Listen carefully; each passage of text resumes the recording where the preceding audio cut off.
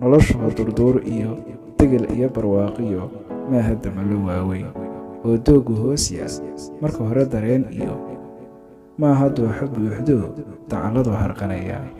dahab iyo danaaniir midba dacal ka yaaliyo ilaa maaha dabaqyo diyaar may ahaan jirin nin kastoo dekeeyo dareejiyo arkaa tegey marbuu daayacnaayo